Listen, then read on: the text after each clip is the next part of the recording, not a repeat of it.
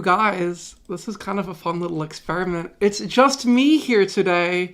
I'm Quinton, this is Art of War, and this is kind of a new series we're doing, a Meta Monday recap, Meta Monday review, where we're going to pick a tournament, and we're going to go in depth on what won that tournament, the list that won that tournament, the format of that tournament, if there was anything unique and interesting about that tournament, talk about what won and why it won, which has put in an interesting quandary in today's pointy-eared world. If you aren't following following the meta, Eldar had a 77% event win rate this weekend, which is pretty high. It was higher than their actual win rate. But I have something really interesting to talk about. We're going to be talking about the Wasteland Wars GT today, which was in Texas. And it really interestingly was not won by Eldar. Okay, hold on, let me scoot up a little bit. Okay, cool. So this is it. This is our Wasteland Wars GT. And just going through the top 5 is Necron's Tau Empire, which is, I'm really excited about talking about this one. If you don't know, Tau are my first faction. They were the faction that really got me into Warhammer. And I played them a whole bunch in 9th edition, but I really haven't been feeling them in 10th edition, so I've been leaving them for Richard. I don't love the idea that, like, you shoot your crisis suits and then they all die because you rolled a bunch of ones on your hazardists. And I'm really curious to see if Patrick was running that big old cyclic blob when he got 3rd place at this Wasteland War. So congratulations to Patrick M., to Matthew Gaddy, and to Josh Archer for taking 3rd, 1st, and 2nd, respectively. Rounding out the top 5, at the bottom of it, we have our 2 menaces. We have Derek Ramsey's Forces of Hive Mind, which, spoiler alert, is Genestealer Cult, and Matthew Casey's Aeldari. Congratulations to Derek and Matthew. I want to talk about that Eldar list too, because we don't have this domination here at Wasteland that we've been seeing literally everywhere else.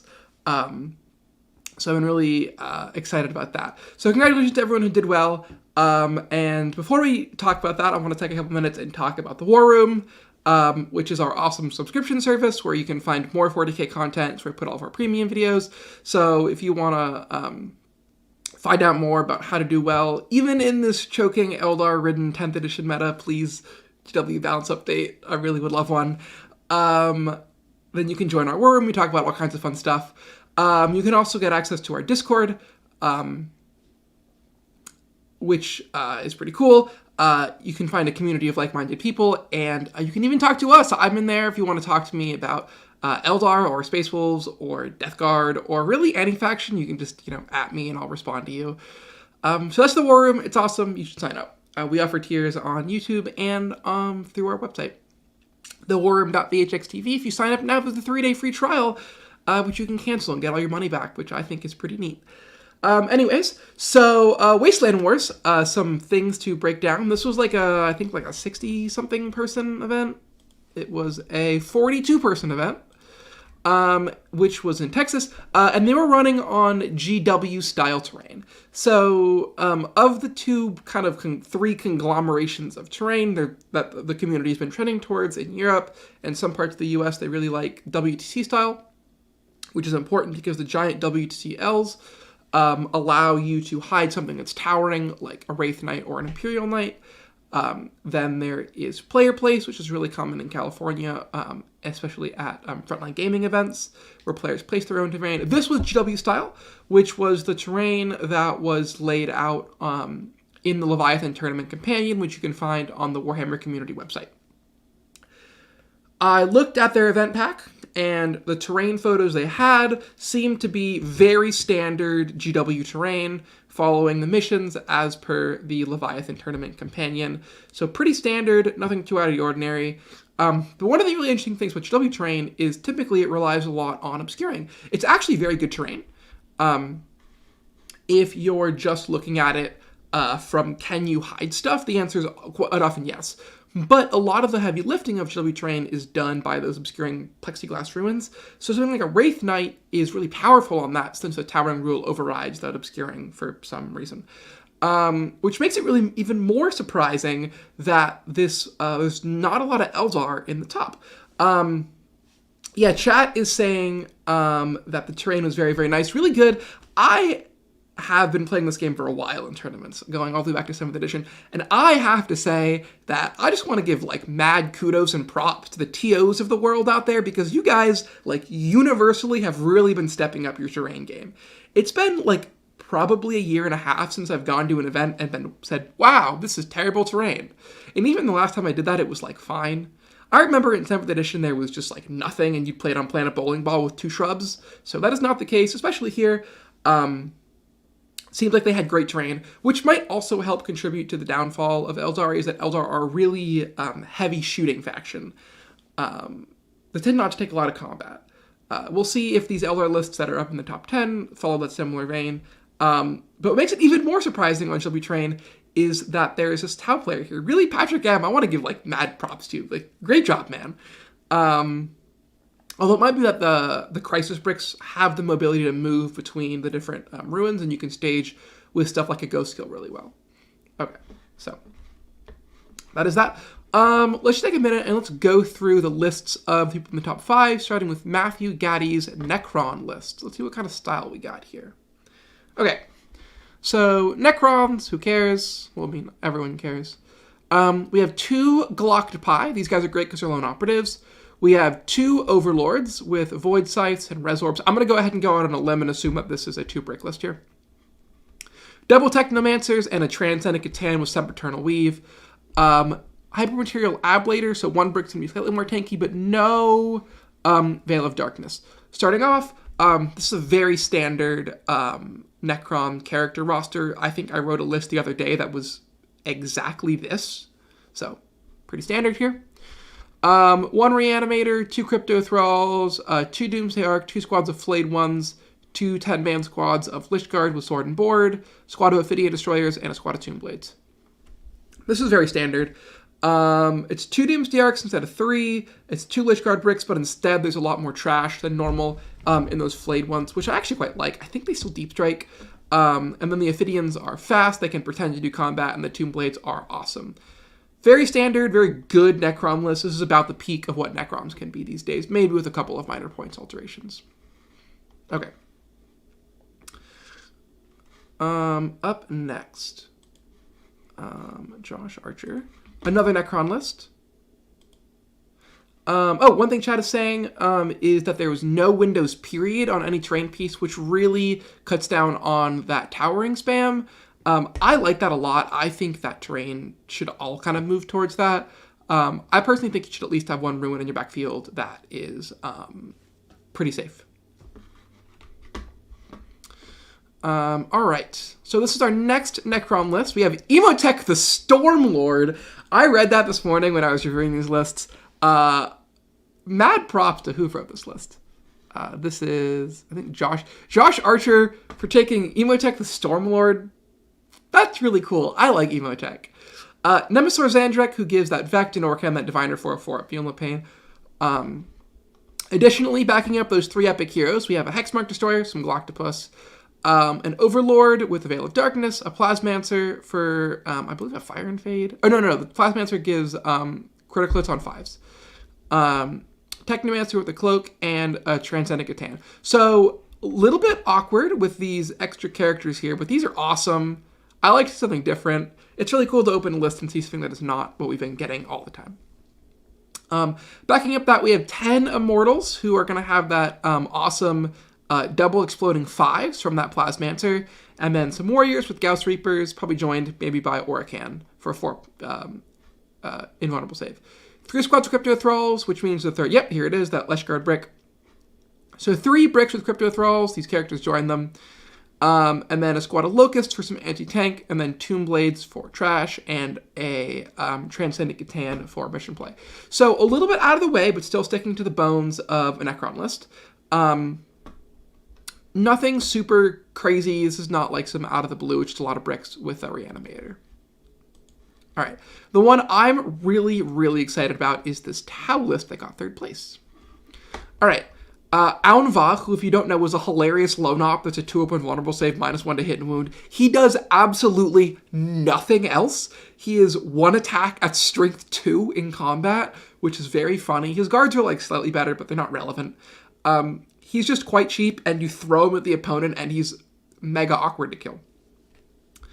Additionally, we have Commander Shadow Sun, who's an aura of real ones to hit, a Commander in Cold Star, who makes your guys go faster, a Crisis Battlesuit with Precision of the Hunter, so he has 4 Cyclic Ion Blasters that all shoot pretty hard.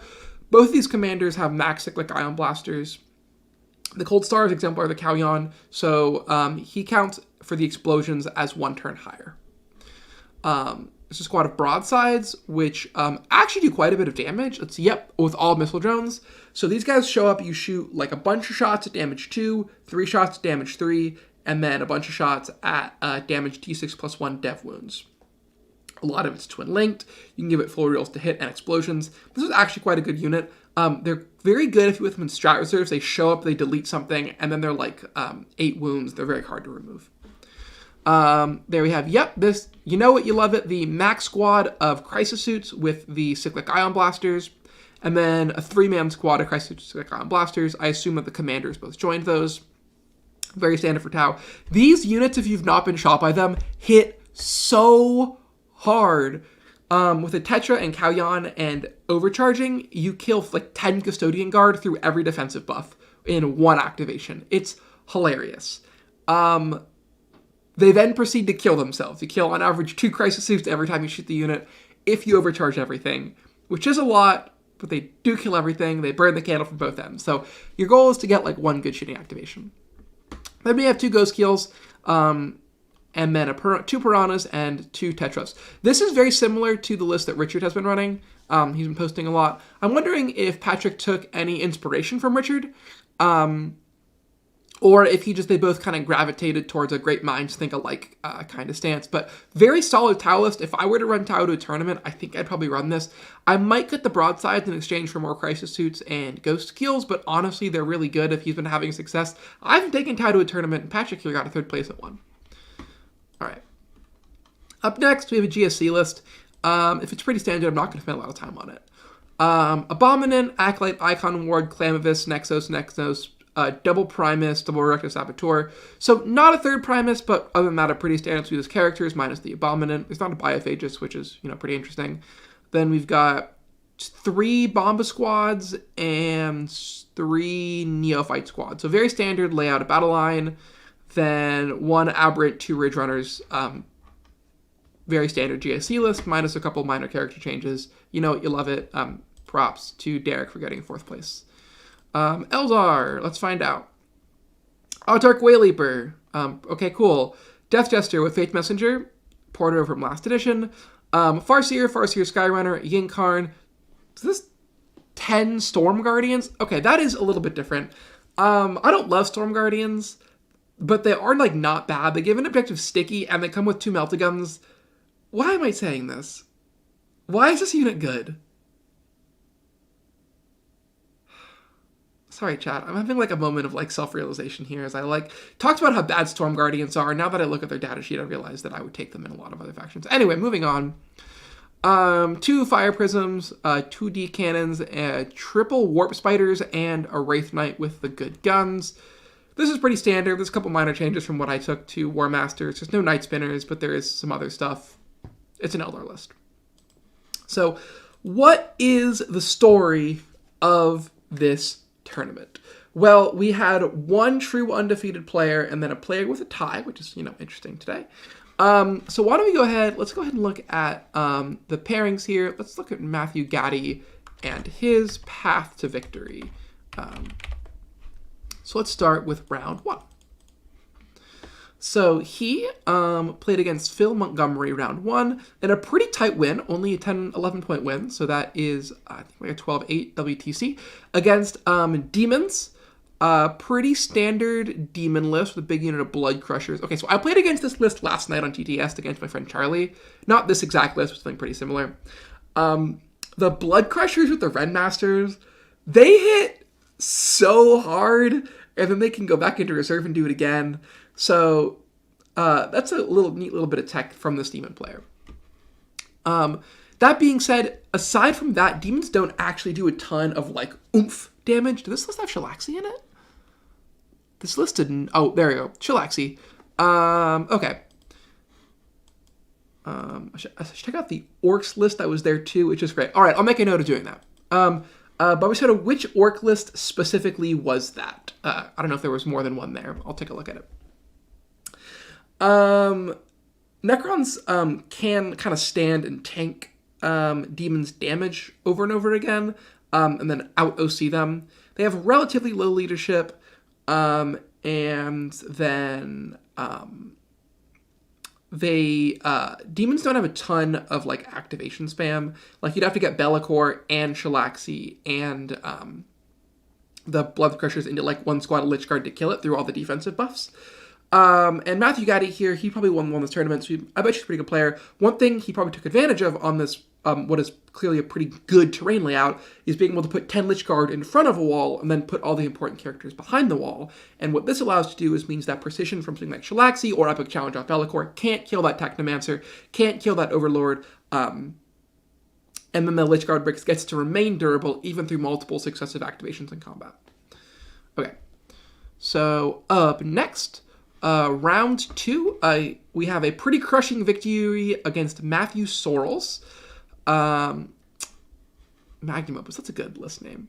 Okay, Captain and Gravis Armor, some Lieutenants and Guilliman, so we have Ultramarines, characters, and then 2 squads of Desos, a Drop Pod, Hellblasters, Infiltrators, a Vindicator, and a Calidus. Ultramarines, pretty good list. This is very shooting heavy though, so my guess is what happened here is that Matthew was able to take advantage of good terrain, walked into the corners of ruins, and then probably tag a bunch of the Ultramarine stuff and just live way longer than he should have, holding probably all the objectives to have this pretty dominating 20-0 victory. Okay, so round 3. A pretty solid commanding win against David Harris. Congratulations on your excellent score, David Harris. Against Custodes. This is a really interesting one. So we have 1 brick of guard, and then 2 Caladius, and another big brick of Custodian Ward Alaris, and then Wardens. So the Necrons Custodian matchup is quite interesting, and that it revolves a lot around how many Custodian Guard or Alaris does the Custodes player have, because those bricks are able to clear Lich Guard through 1 or 2 rounds of combat because of the real wounds, whereas something like Wardens really isn't able to do that damage. So, what was the name of this player? David here only had 2 big bricks, that were able to effectively crack Lich Guard. So I'll bet you what happened was that Matthew's able to weather the storm, whittle down the Custodian Guard, and then be able to survive with his Lich Guard for the successive turns it took for him to control the objectives out from under the Custodes player. All right. One interesting note is that defensively, Custodian Guard rely on -1 damage, and Lich Guard universally are damage 1. They're also like Strength 6 or Strength 7 AP2, so they're actually quite good in a Custodian Guard. Okay. We have a pretty solid win against Patrick M. This is the Tau player we talked about. I really want to know how this game went. So Tau are one of the few units that big Crisis Brick can actually really just drop down and hammer and kill all 10 Lich Guard with a lot of reliability. But it is not guaranteed. They don't riddle wounds. They're wounding Lich Guard on, I believe, 4s, even if you overcharge. And it's a lot of shots, but it's not super, like, guaranteed every time. There's only 1 or 2 activations this Tau player had. So, this game could have been the chance where maybe the Tau player moved out and then whiffed and wasn't able to kill the Lich Guard, or Matthew was able to take advantage of that train I've been talking about, hide out the drop turn, and then take advantage of his lone operatives, like the Hexmark Destroyers, and the fact that Tau don't have any melee. I'm not sure if this is a pretty good game between what were obviously 2 excellent players, so congratulations to both of them. Ultra Ranger Star Wars converted, that's so dope. How am I keeping my hair pink? The answer is I kind of don't, I just kind of let it ride. I dyed it yesterday, so that's why it's bright right now. Otherwise, it's a pain in the butt. I've done the whole, colored shampoo thing, but, yeah, it's so much work. Okay.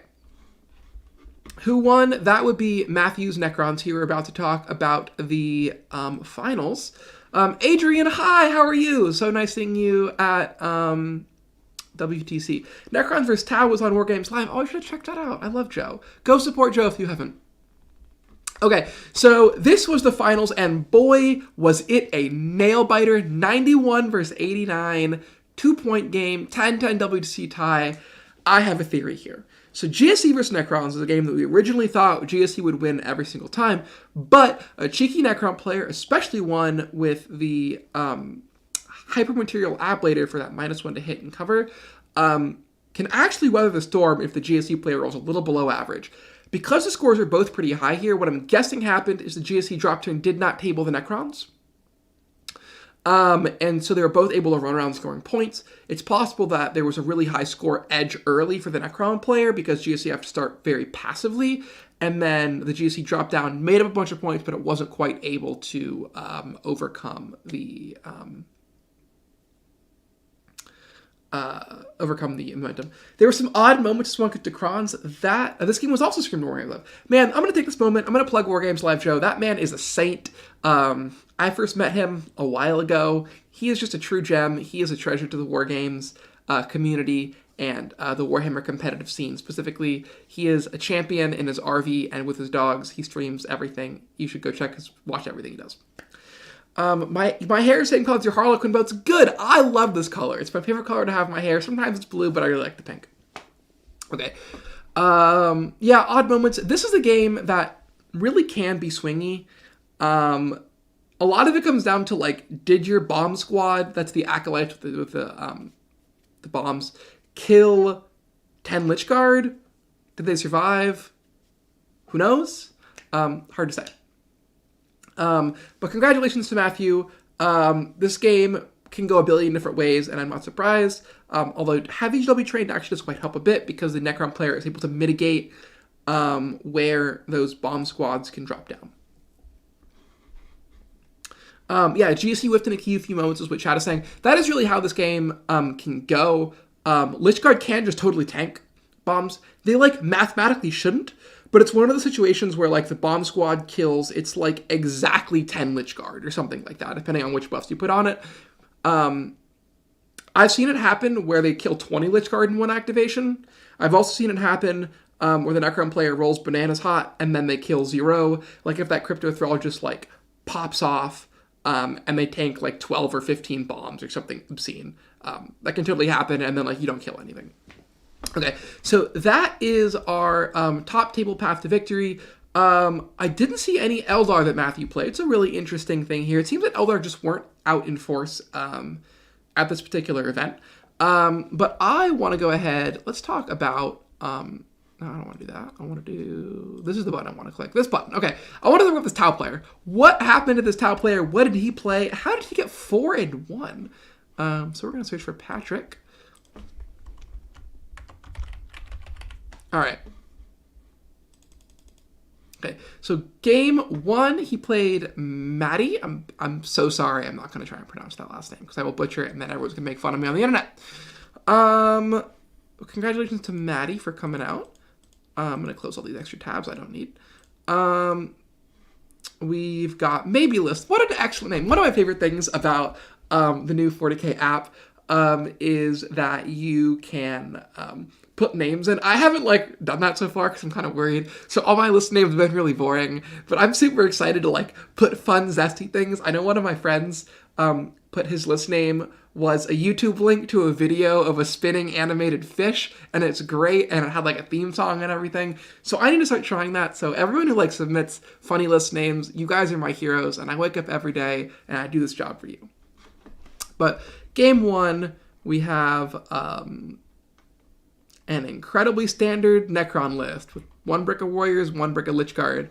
Judging by the score here, what I have to guess is that Crisis Brick popped off this game and killed those Lich Guard or those Warriors, because that totally can just happen. It's kind of the opposite of what I talked about in his game into Matthew. Double Stompa? Okay, we're going to talk about that Orc list later on. Actually, well, okay, we'll go through this. Round 2. Oh, did I? Hold on. I lied. Round 1 was into Anthony. He played Maddie round 2. Okay, we've got see, I love the question mark. This is so great. Got Custodes list. I'm sorry, this is round one.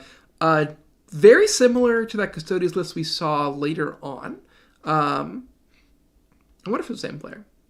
No, I don't think so. No, because it was not a big record.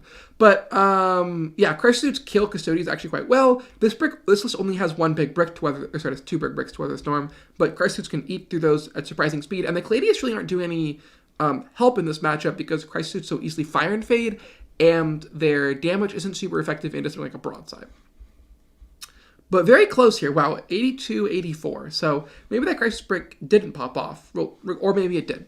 Who knows? It's possible. Regardless, that was round one. We talked about round two. Round three was into Edward Boyer's Ultramarines. Cyanosis. Okay, cool. Apothecary, Gulliman, Uriel Ventress. This probably means deep striking Desolators. Small Aggressor Squad, Big Desolation Squad, Eradicators, Hellblasters, Repulsor, Execution. I've been seeing this a lot lately. I kind of like this Repulsor. John just ran it in a stream game. Sternguard and Whirlwind. This list shoots hard. Holy cow, does this list shoot? I didn't know you could fit this much stuff. I like this list a lot. But pretty commanding win for the Tau. If I had to make a guess, he leverages superior mobility. This list is good, but it is quite slow once it gets on the table, minus that Repulsor, which isn't that great in the Tau because there's no melee units in there. So I had to guess that Crisis unit probably pops around splitting fire, even though you take the penalty. Sometimes you kill things to such a hilarious extent that you can split fire and kill pickup units. So Ultramarines there. Round 4, we already talked about this game, was Patrick's loss to Matthew. And then round 5, he beat Dylan Criswell. He beat Eldar. What was in this Eldar list? All right, let's find out. Autarch Wayleaper, Death Jester without Fate's Messenger, Farseer with Fate's Messenger, interesting choice. Phoenix Gem, Yinkarn. Okay, pretty standard. Triple Shadow Specters, double Support Weapon, double Wraith Knight. What? Okay, so if I had to make a guess what happened here, is that this double Wraith Knight list was not able to get angled. It doesn't pack a lot of damage outside of those double Wraith Knights. It's not like, crazy Avatar shenanigans. There's the Yinkarn. But, is that the Tau player, Patrick here, was able to get around with the no windows. And then broadsides are actually hilariously good into Wraith Knights because they have a 4-up Feel No Pain against mortal wounds. And 10 wounds. So they're just like very awkward for Wraith Knights to kill. So maybe they even existed out in the open, passing some saves. Then taking the mortals on the Feel No Pain. Hard to say, but Patrick, congratulations on taking Tau and beating Eldar. You truly are the man. All right, I'm going to take the minute here, and I'm going to talk about this orc list that everyone has been saying that has some Stompas in it, because I want to see this. Let's see what place this orc list got. Okay, so not too high. I wonder if it was Kevin Spivey. Let's find out. Here we go. Let's see this list. We got 2 mechs. Cool. Good start. Gretchen, Ludas, Stompa, Stormboys. This list is so fun. I wish I would take this to a tournament. I wish I had the balls to take this. This is so cool. The Stomp is like such a fun model. You get like the super death gun and then like 1,000 random little things. It's not very good, but it is awesome. And then there's trash backing it up. So mad props to Kevin Spivey. You truly are a hero in the 40k community. And congrats on going 2 and 3 with double Stompa. That's like legitimately quite difficult. Good job. All right. Okay. So one thing that last I want to talk about this event before we go ahead and wrap things up is I want to talk about this Eldar player here. So we have one Eldar player in the top 10, and then 2 in the top 10, 1 in the top 5, and then I see there were 3 Eldar lists, so 1 in the top 15. So all 3 Eldar players did pretty good. What beat this Eldar player? Because oh wow, that is one heck of a score. So it's 76 lost, 100. Okay, the game is fine. What was in this list? I think we already talked about it. We did. Pretty standard. This was the Storm Guardian one. Pairings. Oh, what was his name? So I can search it. Matthew Casey. We're going to search Casey. All right. Josh Archer. Okay, so this is our second place Necron list, the one we already talked about, that has the Immortals and the Sempiternal Catan and a bunch of other stuff. I was playing Necrons into my friend's Eldar the other day. And I had a Sempiternal Catan. I really needed to score an objective marker. And I was like, screw it, this guy's going to teleport. He's going to go hold that point. He got me like 15 points. Then I kind of wrote him off. And that mad lad, that absolute hero of a Catan, survived 3 full Eldar shooting phases and took like 6 damage. It was incredible. It was one of the funniest things I've ever seen in my entire life. He has a 4-up Invuln, 4-up Violent of Pain. He has damage. He heals himself. You can heal him for 2d3. You can heal him for 2d3 plus 1, I think. I'm pretty sure. I don't play Necrons that much. He like doesn't die to Bright Lances. It's the funniest thing I've ever seen. So, that, and did Josh have some hex marks here? He did. He had a hex mark. So if I had to make a guess what happened here, is that Josh was able to leverage the Catan and his superior durability and the heavily obscuring terrain that blunted Matthew's Wraith Knight, and kind of make it out alive. It was not a very commanding win, only 4 points. That's a 10-10 tie, WT scoring for those of you who care about it. Patrick killed the Incarn bottom of 1. Oh, wow. Okay, I'll talk about that later. So yeah, that is, that's probably what happened here. So very tight win for Necrons over Eldar. And congrats to Matthew for top 5 and his very impressive 400 remaining points. He did not drop very much here. Hard to say. This game actually came very quite volatile. When we went to WTC, our expectation was that the Eldar player would tie Necrons quite often. So we think this game is very close. This is basically exactly what I expect to see. Perhaps the Eldar player could get a couple more points, Necron player gets a couple more points, but really it should be right around here. The Eldar player has a lot of low volume, high output shots, which are bad into Necron's large units. So they really have to wait and see if the Wraith Knight can pop off and scoop a full unit. Because if it can, the game's over. But it can't, the game's like this, pretty close. Matthew Casey's insane. Best player in West Texas by a good margin. Cool, good to know. I'd love to play him someday. Shocky didn't win the tournament. Sometimes it happens. Sometimes, round 1 I find is very fickle because sometimes, maybe if you like had a bad breakfast, you haven't eaten or yet, or like you're just kind of not in it. I tend to do really bad round 1s. So like if you're ever at a tournament and you play me and you catch me round 1, like don't be afraid because I am not the same player as when I'm playing in round 2 or round 3 or round 4. Okay, so up next, what did this Matthew Casey here absolutely annihilate next? Grey Knights, was it the good list? Let's find out. Okay. Strike Squads, Calidus, Exactions, Vindicare. So, looks like a bunch of 5-man Terminators, which is not the same as 10-man Terminators. But interesting choice from Ryan there. Michael Fielding, who was running Black Templars, Lancer Spam, with a bunch of bigger Terminators and some stuff. Okay, so really interesting note here is that the obscuring windows hurts the Wraith Knight, but it also helps the Wraith Knight in a matchup like this, because it means Matthew doesn't have to reserve it. He can keep it there, and then he can leverage the fact that he can Fire and Fade and Phantasm to shoot Michael's tanks every turn, kill 2 of them, then leave. This matchup's a slam dunk. 20-0, exactly what you'd expect. Okay. Round 4. Oh, poor Josh. I feel so bad for you. Knights, oh. Yeah. Oh, boy. Okay. Well, so here's the thing. This Knight list can't kill a Wraith Knight turn 1. Because you put it back outside of range of the Thermal and the Gatling Cannon. This sure doesn't do it, because hitting on 3s, wounding on 6s, 2-up save for damage 1. Ain't gonna cut it.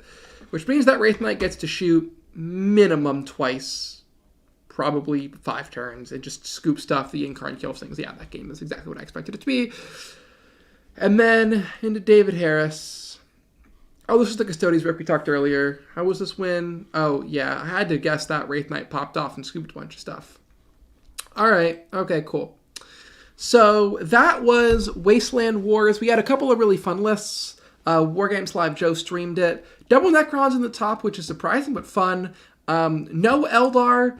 And then a Taoist, which is really up there. Congrats to everyone who got in the top 5. I really kind of wonder if it was really the terrain that played an influence here, or if it was just that what kind of players showed up. I wonder if it was that early stumble by Matthew. It really seems that he knocked it out of the park minus that one pretty early loss. So obviously he is a very good player. Oh, Derek's in the chat. Hi, Derek. How are you? Congratulations on getting 4th place. Jet lagged. Yeah, I've been there too. I've been jet lagged. I'm really bad when I play tournaments. One time I played the Shadow Rounds at LVO against Matt Laura, and I did so bad because I was very tired. I was running on an hour of sleep, and it was 2 a.m. my time. And I YOLO'd my Custodes army forward, and he killed me, and then I was sad because I lost. But that was a while ago. 2 and 3 with Votan. Was a Votan here? Congratulations. Derek, you're not bad. You got top 4. Good job. Yeah, I think that's it. I think that's probably where I'm gonna end this up. Congrats to everyone who did this. Wasteland Wars awesome GT in Texas. So if you're in that area, be sure to check it out. I don't know if this was a one-off or a quarterly thing, but if they run another one, you should go. I know a lot of the Texas guys are awesome. I haven't really had a bad experience there at any of the events I've gone. Every single one of them is just a hoot, and I look forward to my next Texas event. So that's probably where we're going to go ahead and wrap it up for now, but I will see you guys around.